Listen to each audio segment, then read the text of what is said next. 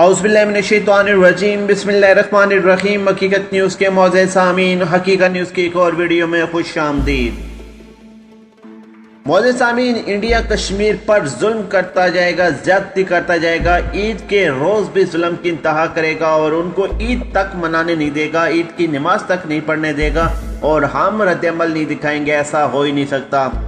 पाक फौज के शोबा तलकात आमा ने इस पर रिएक्शन देते हुए कहा है कि इस मौके पर पाक फौज के सरबराह हुकूमत ने मसला कश्मीर के हल के लिए मुख्तलिफ कोशिशों का आगाज कर दिया है। जिस तरह अमन के लिए हमारी ख्वाहिश है, इस तरह मसला कश्मीर के लिए हम पुरअज़म है। मौजूद ज़मीन एक तरफ आर्मी चीफ ने बहुत ही ज़बरदस्त किस्म का रिएक्शन दिया है, इसी टाइम पर भारत के साबिक यूनियन वजीर और कांग्रेस के रहनुमा पी चिदम्बरम ने भारतीय जनता पार्टी के हाल इक़दाम पर सख्त तनकीद करते हुए कहा है कि मकबूजा जम्मू कश्मीर की मुस्लिम अक्सरियत रियासत होने की वजह से आर्टिकल 370 को खत्म कर दिया है और इस स्टेटमेंट ने मुकम्मल तौर पर सिचुएशन को चेंज कर दिया है। मौजूद ज़मीन के साथ साथ चीनी वज़ीर ख़ारजा वांग ज़ई ने मकबूजा कश्मीर की मौजूदा सूरत हाल और पाकिस्तान और भारत के दरमियान बढ़ते तनाज़े पर सख्त तशवीश का इज़हार किया। आज की वीडियो में आपको मुकम्मल तौर पर बताएंगे कि हमारे army chief general Qamar Javed Bajwa की स्टेटमेंट और उसके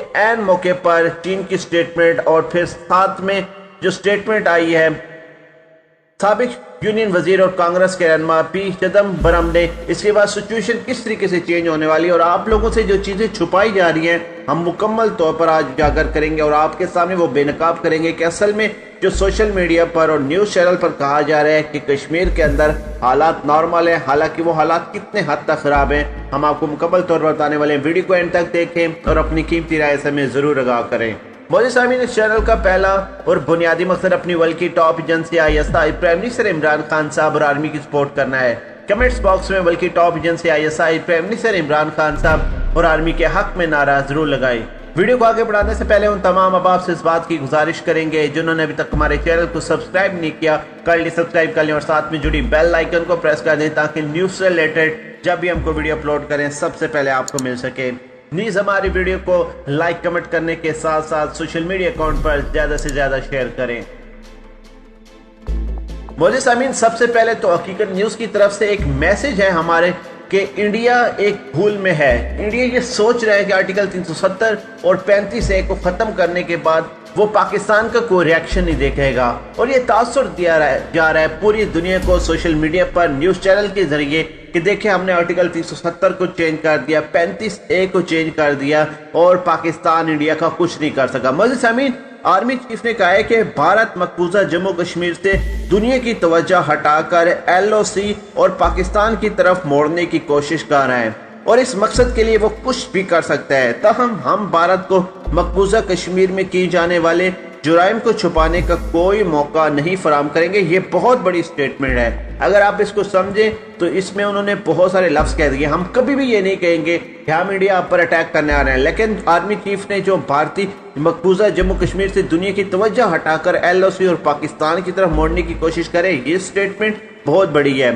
ISPR के मुताबिक आर्मी चीफ का कहना था कि हमारा मजहब हमें अमन का दर्स देता है, लेकिन साथ ही साथ सच के लिए कुर्बानी और इस्तिकामत की तलकीन भी करता है। पाक फौज ईद कुर्बान को भारत के जेर तसल्लुत कश्मीरियों के साथ यकजहती के तौर पर मना रही है।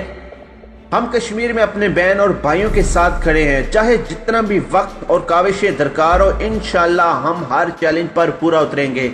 ये बहुत बड़ा मैसेज है इंडियन के लिए, अगर वो समझे तो। ख्याल रहे कि पाकिस्तान समेत मकबूजा वादी में आज ईद उल अज़हा है, ताहम 5 अगस्त से भारत के इक़दाम के तनाज़ुर में पूरी पाकिस्तानी कौम इस ईद की कश्मीरियों से इज़हार यकजहती के तौर पर मना रही है। याद रहे कि भारत ने 5 अगस्त को एक सदारती हुक्मनामे के जरिए मकबूजा कश्मीर की खुसूसी हैसियत से मुतालिक आर्टिकल 370 और 35A को खत्म करके वादी को 2 हिस्सों में तकसीम कर दिया था।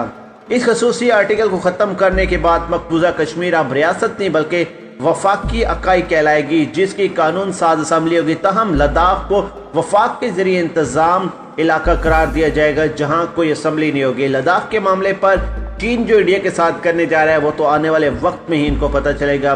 भारत ने मकबूजा वादी की खुसूसी हैसियत खत्म करने के साथ ही मकबूजा कश्मीर में कर्फ्यू नाफिज कर दिया था।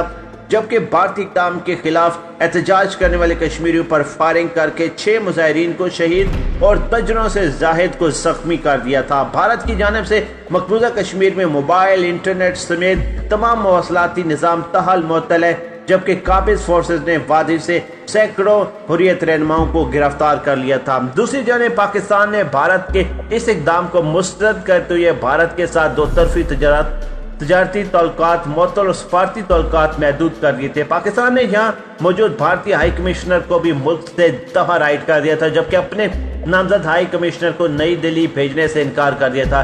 اس کے علاوہ بھارت سے سفارتی تعلقات کی معطلی کا اعلان بھی سامنے آیا تھا، جبکہ 14 اگست کو یوم آزادی کو یوم یکجہتی کشمیر کے طور پر منانے کا فیصلہ کیا گیا تھا۔ اور بہت بڑی چیز جو پاکستان کی طرف سے ہے کہ 15 اگست یعنی بھارت کو یوم آزادی کو یوم سیاہ کے طور پر ملانے کا اعلان کیا گیا۔